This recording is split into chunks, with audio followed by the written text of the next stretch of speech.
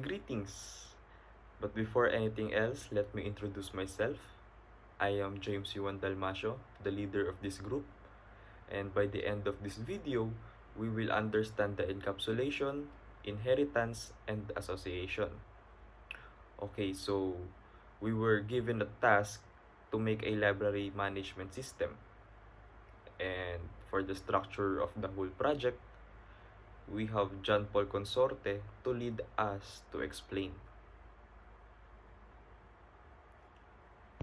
Hello everyone, my name is John Paul de Consorte from 2CSA, and I'm the one who will going to explain the UML diagram for our lab quiz, which is the library management. So now we start with the library class, which acts as the central hub of our system. It uses aggregation to manage two lists, a list of member objects and a catalog of item objects. So the register member and remove member methods allow the library to handle its user base. Crucially, the borrow item and return item methods coordinate the interaction between members and items they want. Then, private helper methods like find member and find item to keep the logic clean by handling the search internally. Next is the member class, representing the person interacting with the library. So each member has a unique member ID and a name. So notice the borrowed items attribute. So this is a list of item objects. This is an association, meaning member uses an item but doesn't necessarily own it forever. So the borrow item and return item methods here update the member's personal list of currently held books or magazines. So next is the item class, which is the parent class or superclass. So it defines the foundational properties that any library object must have: an item ID, title, and year. So it also includes a Boolean flag called available to track if the item is on the shelf or out on loan. So by creating this general class, we provide a template for more specific types of media.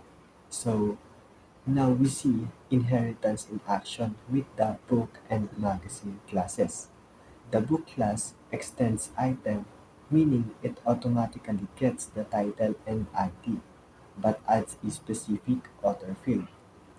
The magazine class also extends item, but instead of an author, it adds an issue number. So this is a relationship means that wherever the library expects an item, we can pass it a book or a magazine seamlessly. So this is the power of polymorphism. The library treats them all as items, but they retain their unique characteristics. So that's all for the UML diagram.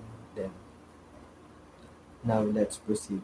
So now after I discuss the UML, let's proceed to the code. So first thing foremost is we need to define a package and imports. So because import is we needed to store collection of things. So we import java.util array list and java.util list so that we stores collection of things, which is the members and items. So now is the class fields, which is where the aggregations in action. So the private list member. So this line creates a list to store all people registered. Because its list, the library has a relationship with many members. The next is the private list items catalog. So this stores the books and magazines in UML. This is the contains relationship.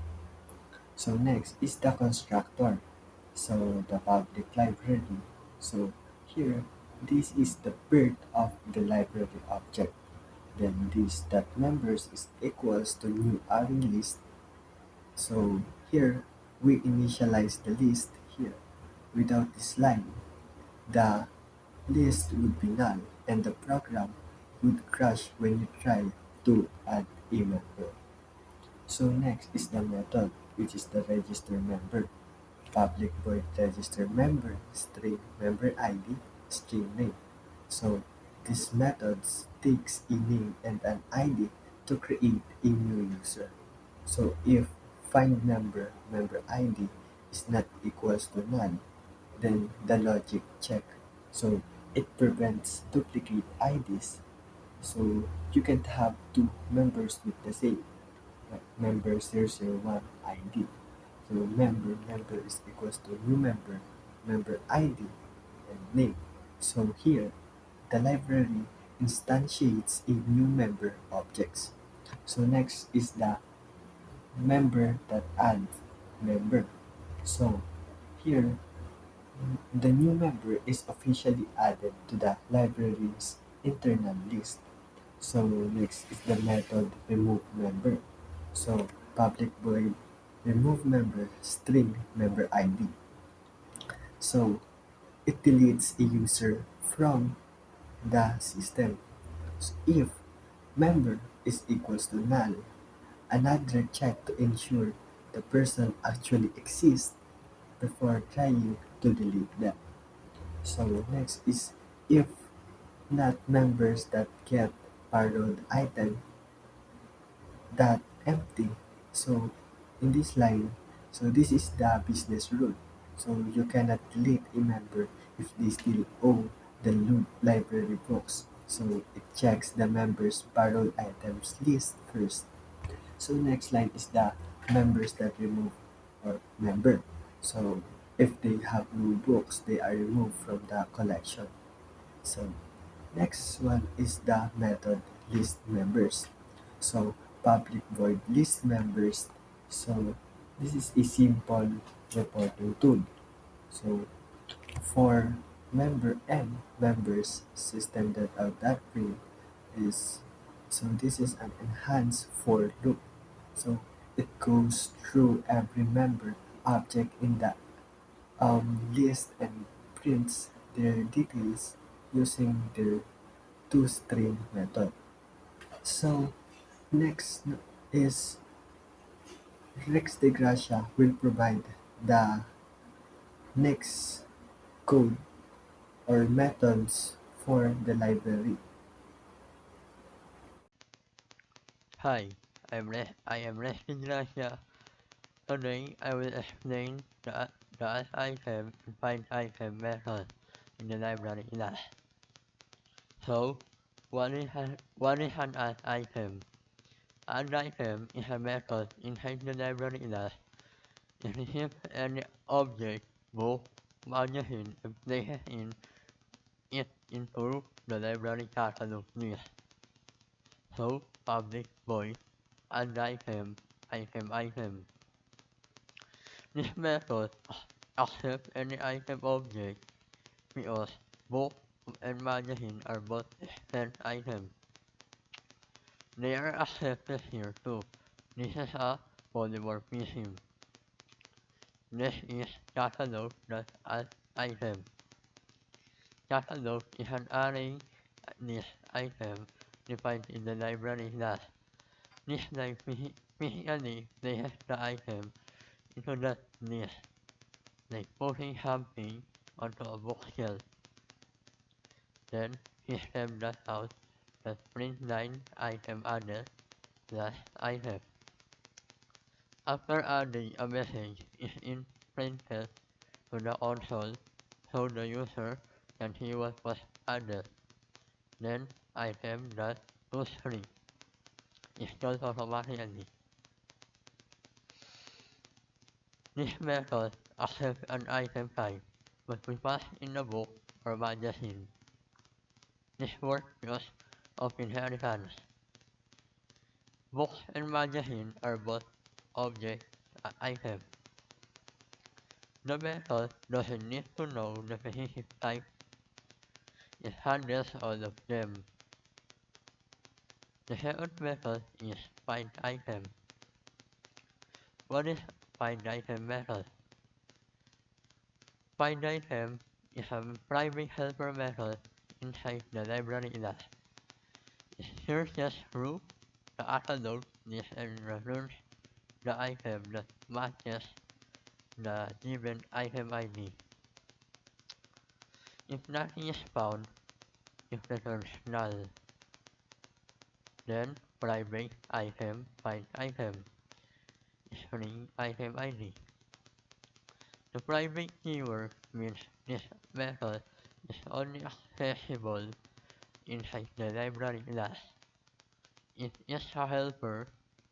No one calls it from the outside class.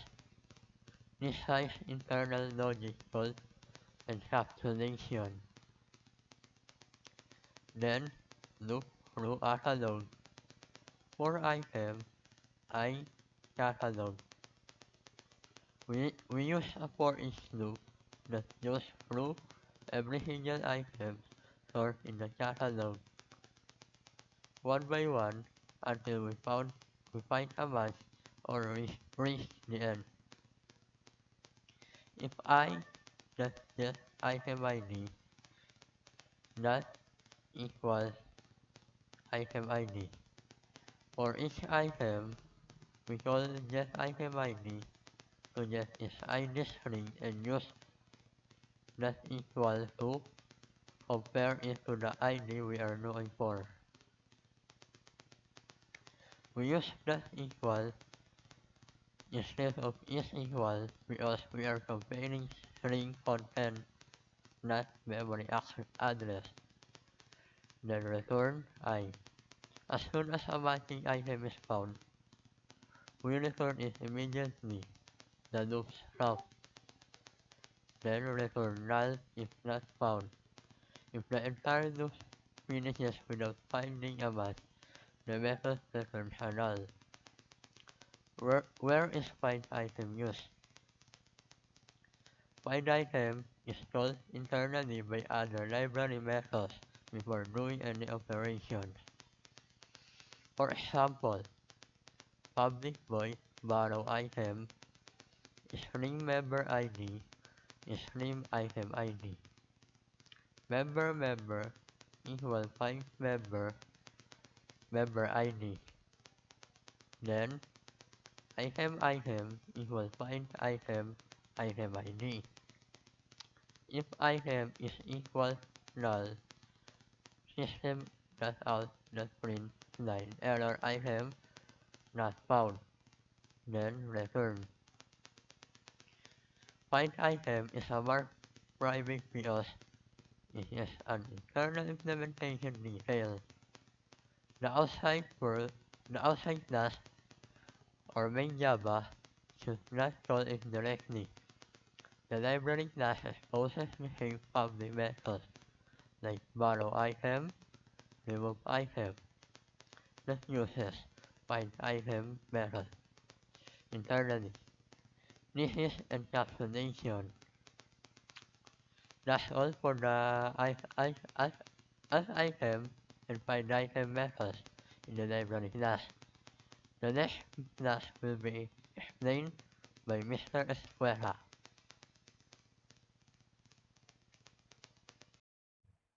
Thank you, Rex, for that detailed explanation of the library class. So, now that we know how the library manages its collection, let me introduce you to the people who actually use it, and that's through the member class. So, allow me to explain the member class. So, the member class represents who is registered in the library. So, each member has three pieces of data, which is a member ID, a unique code like M001 to identify them. Another one is a name, which is their full name, and a borrowed items list, which keeps track of every item they currently have checked out. So when a member object is created, the borrowed list starts empty because a new member hasn't borrowed anything yet. So the class has two key actions. So the one is borrow item and then the return item. So borrow item, which is when the member checks out an item, it gets added to their list. And the return item When they bring it back, it's removed from the list. So there are also getter methods that allow other classes like library to access the member's ID, name, and borrowed items without modifying them directly. So finally, the toString method gives us a clean, readable summary showing the member's ID, name, and how many items they currently have borrowed. So in short, the member class models a real library member storing their identity and managing what they've borrowed. Now that we know who the members are, so let's talk about what they actually borrow. Now that we know who the members are, let's talk about what they actually borrow. I'll pass it over to James, who will walk us through the item book and magazine classes. Alright, thank you, Kaisler. Okay, so hello again, it's me, James. Now we will talk about the item class. Here we have the instance variables or the class fields. They describe information stored for each item. So we have here item ID, which is the unique identifier for the item, the title, which is the name of the item, the year, which is the year the item was released or published, and available in a Boolean value that tells us if the item can be borrowed or not.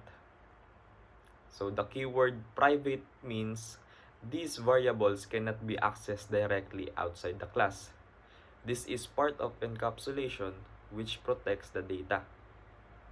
Then we have here the constructor that runs when we create an object, and also the getters and setters method, and lastly the toString method which controls how the object is displayed when printed. Now we proceed to the other class, which is book. This class is a part of a system where we manage items like books in a library management system. The interesting part here is that the book inherits from another class called item. So that is why the keyword extends here explains that the book inherits from the item class. So basically, all the properties and methods from the item class will allow us to reuse the code and avoid repeating the same attributes in different classes. Then we have a new attribute called the author. Since the item class already handles general item information, the book class only needs to add the specific detail unique to books, which is the author. And for our constructor, we can see here that we have the keyword super. It calls the constructor of the parent class, which is the item. This means the following values are passed to the class. Then we have the getters and setters method for the author attribute. And lastly, we override the toString method from the parent class.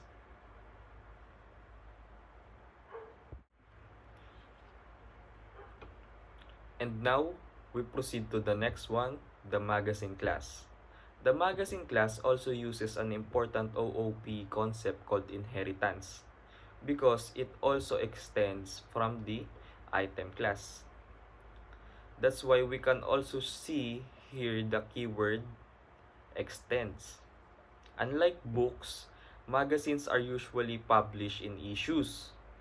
Since the item class already handles general information like title and year, the magazine class only needs to add the issue number attribute. Then the constructor and the keyword super, which calls the instructor or the constructor rather of the parent class. The getters and setters method for the issue number attribute is also here. And lastly, we also override the method to display the output. And now, we have Keisler to explain to us the main method of the program. Thank you for the explanation, Uno.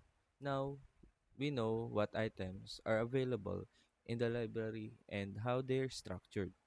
So, to wrap everything up, let me show you how all of these classes library, member, item, book, and magazine come together in action through the main class. So, the main class is the entry point of our entire program. It's where everything runs. So, first, we create a library object. So, think of this as setting up the library itself before anything else can happen. Then we go through a series of test cases to show how the system works. So TC1, we registered two members, so which is Juan de la Cruz and Maria Clara, each with their own unique member ID. So TC2, we add items to the library, which is a book called Java Programming and the magazine called Science Monthly. So TC3 and TC4, we stimulate borrowing. One borrows the book and Maria borrows the magazine. So TC5, which is borrowing again. So TC5, we then display what each member has borrowed just to confirm the transactions went through. So TC6 is the member returns the item. So Juan returns the book. This removes it from his borrowed list and makes it available again. So next is TC7. Maria returns the magazine and then her account is removed from the system entirely. So TC8 is finally the magazine itself is removed from the library collection. So in summary, main acts as a simulation. It tests every core feature of the system and their logical step by step order. Is the big picture of how all our classes work together seamlessly. With that, I'll hand it back to James for our closing remarks. Thank you again, Keisler. Okay, so this quiz really challenged us how we clearly understand things in OOP. But this activity make us realize that OOP help us model real-world systems in a clean, organized, and scalable way. Each class has a clear responsibility. Each method serves a specific purpose. And through inheritance, encapsulation, and association, we were able to build a system that is both logical and easy to maintain. So, thank you for watching. We hope this presentation gave you a clear understanding of how OOP in Java come to life in a real application.